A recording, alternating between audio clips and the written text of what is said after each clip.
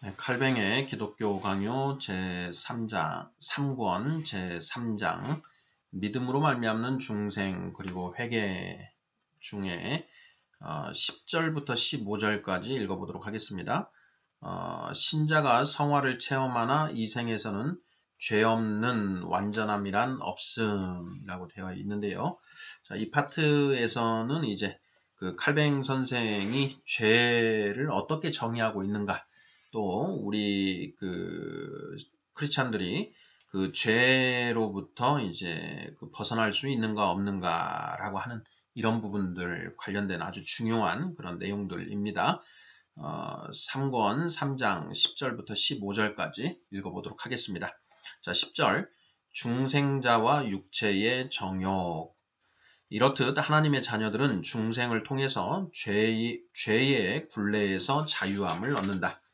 그러나 육체에서 오는 성가심을 전혀 느끼지 않을 정도로 자유함을 완전히 소유하게 되는 것은 아니다. 오히려 그들 속에 여전히 싸워야 할 것이 계속 남아 있어서 그것으로 훈련을 받게 되며, 또한 그것을 통해서 자기들 자신의 연약함을 더 잘 알게 되는 것이다. 건전한 판단력을 지닌 모든 저작자들은 이 문제에 대해서 동의하고 있다. 즉, 중생한 사람에게 여전히 악의 불씨가 남아 있어서 정욕을 끊임없이 분출시켜서 그로 하여금 죄를 짓도록 유혹하고 자극시킨다는 것이다. 그들은 또한 성도들이 정욕이라는 질병에 얽매여 있기 때문에 충동과 자극을 견디지 못하고 유욕이나 탐심 혹은 야망 같은 악들에 빠지는 경우도 왕왕 있다는 사실에도 동의한다. 이 문제에 대해서 구태여 고대의 저작자들의 논지를 일일이 조사하는 수고를 들일 필요는 없을 것이다.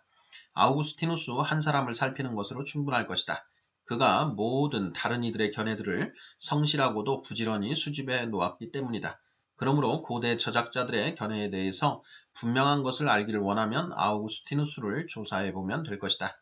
그러나 아우구스티누스와 우리 사이에 다음과 같은 의견의 차이가 있는 것을 보게 된다. 신자들이 이 죽을 육체 속에 거하고 있는 동안 무질서한 정욕에 매여 있어서 무질서하게 욕심을 품지 않을 수가 없다는 사실은 아우구스티누스도 인정한다. 그러나 그는 이러한 질병을 감히 죄라고 부르지는 않고 다만 연약함이라 칭하는 것으로 만족한다. 그는 정욕을 느끼는 것이 행동이나 동의로 이어질 때에, 즉 그 강한 충동에 의지가 굴복할 때에 그것이 죄가 된다고 가르치는 것이다. 그러나 우리는 하나님의 율법에 반하는 어떤 정욕에 충동을 받기만 해도 그것을 죄로 간주한다. 사실 우리는 이런 유의 정욕들을 우리 속에서 생기게 하는 인간의 부패성 그 자체를 죄라 칭하는 것이다. 그러므로 우리는 성도가 죽을 육체를 벗을 때까지 언제나 죄가 그들에게 있다고 가르친다. 왜냐하면 그들의 육체 속에 의를 거슬러 싸우는 부패한 정욕이 자리 잡고 있기 때문이다. 그리고 아우구스티누스도 죄라는 용어를 항상 피하기만 하는 것은 아니다. 예를 들어서 그는 이렇게 말하기도 한다. 바울은 모든 죄들의 근원이 되는 육체의 정욕을 가리켜 죄라고 부른다. 성도들의 경우 이 땅에서는 이 죄가 통치권을 잃어버리며 하늘에서는 그 죄가 망하여 사라지는 것이다. 자, 이런 발언을 볼 때에 그는 신자들이 육체의 무질서한 정욕에 얽매여 있는 한 그들에게 죄의 책임이 있다는 것을 시인하고 있는 것이다. 11절. 죄의 법이 제거되었으나 그 흔적은 남아있음. 자, 하나님께서 그의 교회의 모든 죄를 씻으사 거룩하고 흠이 없게 하시며, 또한 세례를 수단으로 하여 그렇게 씻으시겠다고 약속하시고, 또한 그의 택한 자들에게서 그 일을 이루신다고 말씀하는데, 우리는 이것이 죄의 본질, 그 자체보다는 죄에 대한 책임을 가리키는 것으로 이해한다. 하나님께서는 자기 백성을 중생시키심으로써 이 일을 참으로 이루셔서 죄의 다스림이 그들을 속에서 제거되도록 하신다. 하나님께서 능력을 베푸사 그들이 싸움에서 이겨 승리자들이 되도록 하시는 것이다. 그러나 죄가 다스리는 일만을 못하게 될 뿐 여전히 그들 속에 거하기는 마찬가지인 것이다. 그러므로 우리는 옛사람이 십자가에 못 박혔고 하나님의 자녀에게서 죄의 법이 제거되었지만 그 흔적은 여전히 남아있다고 말한다. 그것이 그들을 지배하지는 못하지만 그들로 하여금 자기들 자신의 연약함을 의식하게 하여 그들을 겸손하게 만든다는 것이다. 우리는 이 흔적들에 대해서 마치 그것들이 존재하지 않는 것처럼 신자들이 전혀 책임 추궁을 받지 않는다는 사실을 인정한다. 그러나 우리는 동시에 이런 일은 오직 하나님의 긍휼하심 덕분에 생겨나는 일이며 성도들이 그 덕분에 죄에 대한 책임에서 자유함을 얻는 것임을 강조하고자 한다. 하나님의 긍휼하심이 아니면 우리는 죄인들이요 하나님 앞에서 죄에 대한 책임을 져야 마땅한 존재들인 것이다. 이런 사실을 성경이 분명히 증거해 주고 있으므로 우리의 견해를 확증하기가 어렵지 않을 것이다. 바울이 로마서 7장에서 외치는 말 이외에 더 무슨 명백한 증거가 필요하겠는가? 바울은 거기서 먼저 거듭난 사람으로서 말을 하고 있다. 이에 대해서는 다른 곳에서 이미 살펴보았고 아우구스티누스도 반박의 여지가 없는 확실한 논증으로 이를 입증한 바 있다. 그가 악과 죄라는 단어들을 사용한다는 사실에 대해서는 아무 말도 할 것이 없다. 물론 우리를 반대하여 소리를 지르기 원하는 자들이 이 단어들을 트집 잡을 수도 있을 것이다. 그러나 하나님의 율법에 반대하는 것이 악이라는 사실을 과연 누가 부인하겠는가? 의를 가로막는 것이 죄라는 것을 누가 부인하겠는가? 영적인 비참함이 있는 곳에는 반드시 죄에 대한 책임이 함께 있다는 사실을 누가 인정하지 않겠는가?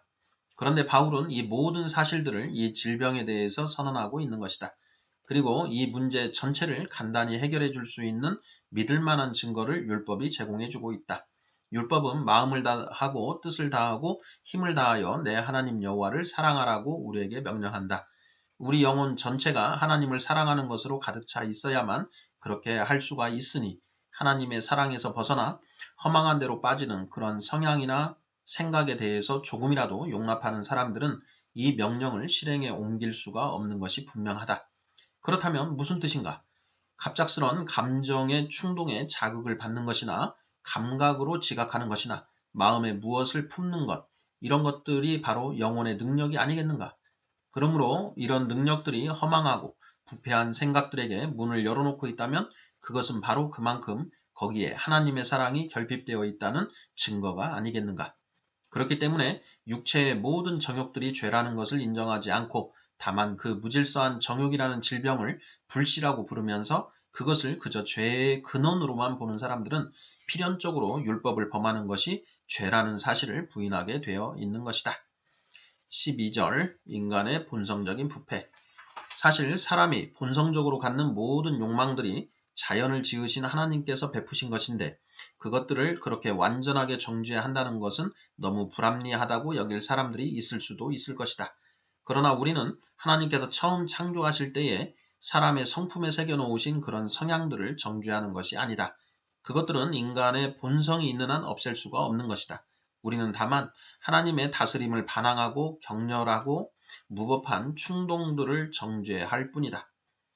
자, 본성이 부패한 결과로 사람의 모든 기능들이 손상되었고 부패하여 있어서 무질서와 무절제가 끊임없이 그 모든 행위들에서 나타나고 있다. 절제가 없으니 이런 성향이 겉으로 드러나지 않을 수가 없는 것이다. 그러므로 우리가 그것들이 악하다고 주장하는 것이다. 혹은 문제를 몇 마디로 정리하자면 우리는 모든 인간의 욕망들이 악하며 죄악되다고 가르친다. 그 욕망들이 본성적이라는 의미에서가 아니라 그것들이 무질서하기 때문이다. 더 나아가서 우리가 그것들이 무질서하다고 주장하는 것은 곧 부패하고 오염된 본성에서는 순결하거나 순전한 것이 절대로 나올 수가 없기 때문이다. 아우구스티누스의 가르침도 표면상으로는 다른 것처럼 보일 수도 있지만 실제로는 이것과 다를 것이 없다. 펠라기우스 주의자들이 자기에게 가하는 비난을 지나치게 두려워하여 이는 이따금씩 죄라는 단어를 사용하기를 삼가기도 했다. 그러나 다만 죄에 대한 책임만 제거되었을 뿐 죄의 법은 성도들에게 그대로 남아있는 것이라는 그의 발언은 그의 가르침이 우리의 가르침과 별 차이가 없다는 사실을 분명히 시사해 주고도 남는다. 13절 성도들의 죄악성에 대한 아우구스티누스의 논증. 여기서 그의 사상이 더 잘 드러나는 다른 몇 가지 진술들을 소개하고자 한다. 율리아누스에 대한 논박 제2권에서 그는 이렇게 말한다. 이 죄의 법은 영적 중생으로 말미암아 용서함 받으며 그러면서도 여전히 죽을 육체 속에 그대로 남아있다. 신자들로 하여금 중생을 받게 하는 성례 속에서 죄에 대한 책임이 이미 제거되었기 때문에 용서함 받는 것이요. 그것이 신자들이 대적하여 싸우는 욕망들을 부추기기 때문에 그것이 여전히 그대로 남아있는 것이다. 또 다른 구절에서는 말하기를 그러므로 죄의 법은 저 위대한 사도 자신의 지체 속에도 그대로 있었는데 그것은 세례로 말미암아 용서함 받으나 그렇다고 해서 사라지는 것이 아니다라고 한다. 또 다른 구절에서는 이렇게 말한다. 암브로시우스는 죄의 법을 불법이라 불렀는데 그에 대한 책임은 세례 시에 제거되었으나 그 자체는 여전히 남아있다. 육체의 소욕으로 성령을 거스르는 것이 불법이기 때문이다. 또 다른 구절에서는 이렇게 말하고 있다. 죄는 그 책임으로 우리를 얽어매었으나 그 책임 속에서 죽었다. 그러나 사람이 죽어 장사 지낸 바 되어 치료되기까지는 죽었으면서도 여전히 반역을 계속하는 것이다. 제5권의 한 구절은 이보다 더 분명하다. 마음의 눈이 어둡다는 사실은 그 자체가 죄요, 동시에 죄의 형벌이요, 또한 죄의 원인이다. 그로 말미암아 사람이 하나님을 믿지 않기 때문에 죄요, 그로 말미암아 교만한 마음이 그에 합당한 형벌을 받기 때문에 죄의 형벌이요, 눈먼 마음의 오류 때문에 무언가 잘못을 범하게 되면 바로 죄의 원인이 되는 것이다. 이와 마찬가지로 선한 영이 열망하는 것을 대적하기를 바라고 사모하는 육체의 무질서한 정욕도 죄요. 동시에 죄의 형벌이요 또한 죄의 원인이다. 영혼의 다스림을 거스르는 불순종이 그 속에 있기 때문에 죄요. 불순종에 대한 값을 치르기 때문에 죄의 형벌이요. 또한 반역함으로 그것을 따르는 자나 오염되어 거기에 휩싸이는 자에게는 그것이 죄의 원인이 되는 것이다. 여기서 그는 전혀 모호한 점이 없이 분명하게 그것을 죄라 부르고 있다. 이제 그릇된 가르침이 반박되었고 진리가 확증되었으므로 비방을 덜 두려워하는 것이다. 그는 또한 요한복음 설교 제41편에서는 논쟁을 벗어나서 자기 자신이 이해하는 바를 진솔하게 가르치고 있다. 만일 여러분이 육체로 죄의 법을 섬기고 있다면 너희는 죄가 너희 죽을 몸을 지배하지 못하게 하여 몸의 사욕에 순종하지 말라는 사도의 말씀을 그대로 실행하십시오. 그는 죄가 있지 못하게 하라고 말씀하지 않고 죄가 지배하지 못하게 하라고 말하고 있습니다. 여러분이 살고 있는 한 언제나 죄가 여러분의 지체 속에 있을 수밖에 없습니다. 그러나 최소한 죄의 다스림과 지배는 제거해야 합니다. 죄가 명령하는 바를 절대로 행하지 말기를 바랍니다. 무질서한 정욕이 죄가 아니라고 주장하는 사람들은 흔히 욕심이 잉태한 즉 죄를 낳고 라는 야고보의 말씀을 반대의 증거로 인용하곤 한다. 그러나 이런 논리는 별 어려움 없이 금방 반박할 수가 있다.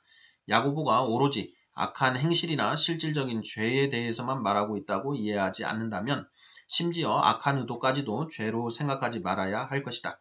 그러나 그가 부끄러운 행실과 악한 행위들을 가리켜 정욕의 열매라고 하고 죄라는 단어로 그것들을 지칭한다는 사실로 볼 때에 무질서한 정욕은 과연 악한 것이며 따라서 하나님 앞에서 정죄를 받아 마땅한 것이라는 것이 너무도 분명한 것이다.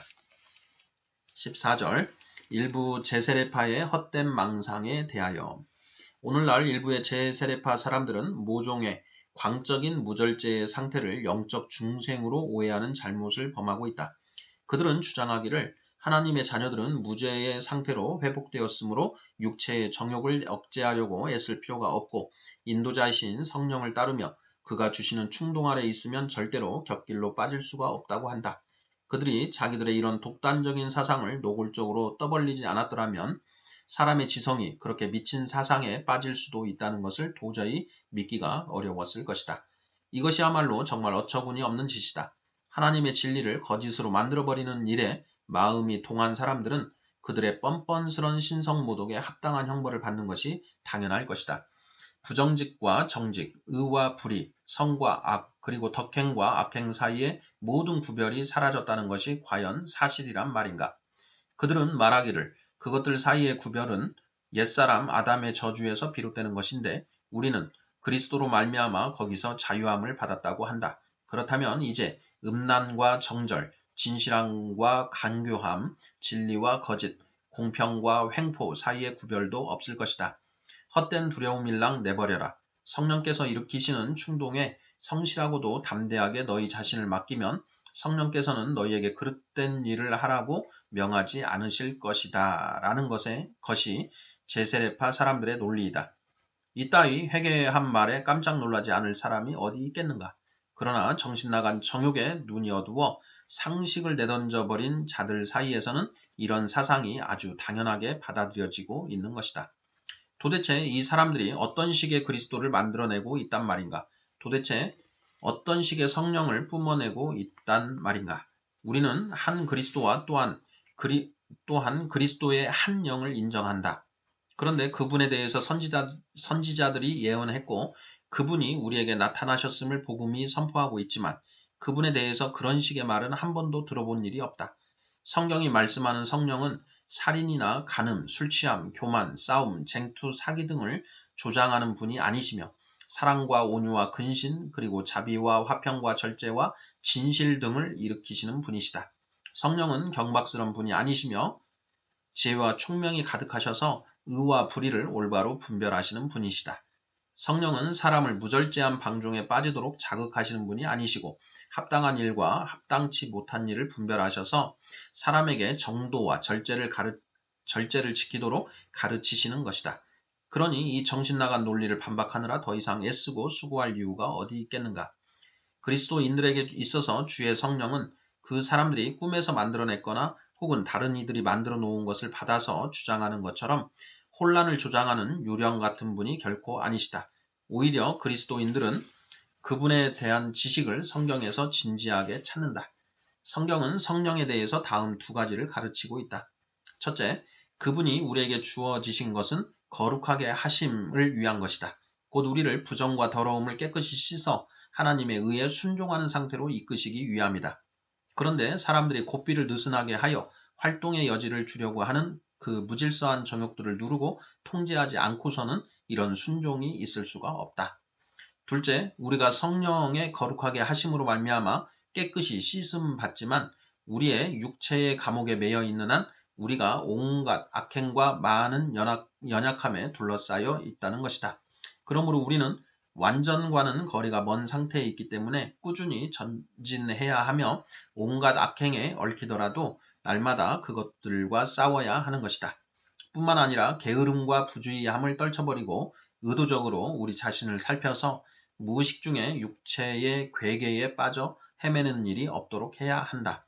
사도 바울도 사탄의 사자로 인하여 여전히 고통을 받는 중에 능력이 약한 데서 온전하여 짐을 체험하고 있었고 또한 자기 속에서 성령과 육체가 서로 갈등을 일으키고 있음을 깨닫고 있었다. 우리가 사도 바울보다 더 온전한 전진을 이루지 못한 것이 분명하다면 우리의 상태는 과연 어떠하겠는가? 15절 고린도 후서 7장 11절이 가르치는 회개. 사도께서 회개를 말씀하면서 7가지 원인, 결과 혹은 회개의 7가지 부분을 열거하고 있는 것은 그럴 만한 이유가 있다. 곧 간절하게 하며 변증하게 하며 분하게 하며 두렵게 하며 사모하게 하며 열심 있게 하며 벌하게 한다는 것이 그것이다. 이것들이 원인들인지 아니면 결과들인지 내가 감히 단정하지 않는다고 해서 합당치 못하다 할 수는 없을 것 같다. 원인이냐 결과냐 하는 것은 논란의 여지가 있기 때문이다. 또한 이것들을 회개에 수반되는 성향들로 볼 수도 있을 것이다. 그러나 그런 문제를 제쳐두어도 바울이 의도한 의미를 이해할 수가 있기 때문에 여기서는 단순히 내용을 설명하는 것으로 만족하고자 한다. 그는 하나님의 뜻대로 하는 근심에서 간절함이 생겨난다고 말하고 있다. 하나님께 죄를 범했음을 깨닫고 자기 자신에 대해 생생한 불만을 느끼게 된 사람은 그와 동시에 사탄의 올무에서 피하며 사탄의 괴계를 미리 대비하며 다시는 성령의 다스림에서 벗어나지도 않고 헛된 안도감에 빠지지 않도록 부지런히 주의를 기울이는 것이다.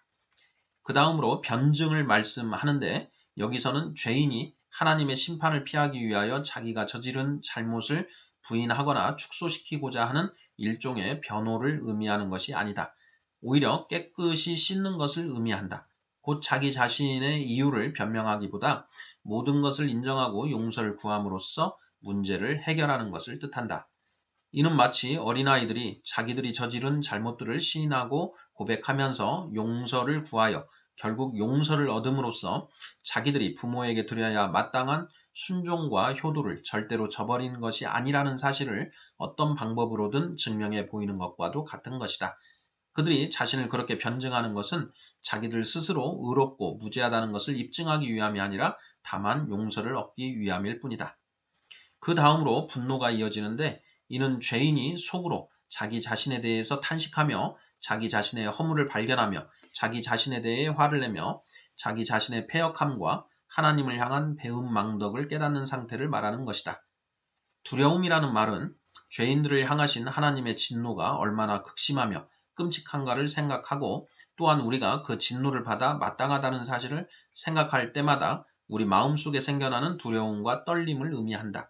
그런 상태가 되면 굉장한 불안이 오게 되고 그로 말미암아 겸손을 배우며 또한 이후로 더욱 조심을 기울이게 된다. 첫 번째로 언급한 간절함이 두려움의 결과라면 이 둘 사이의 연관성이 분명해진다. 사무함이란 말을 사용한 것은 의무를 행하는 부지런함과 또한 우리 죄를 인식할 때에 특별히 생겨나는 순종하고자 하는 자세를 표현하는 것이라 여겨진다. 이것은 또한 그 다음에 바로 이어지는 열심과 관계가 있다.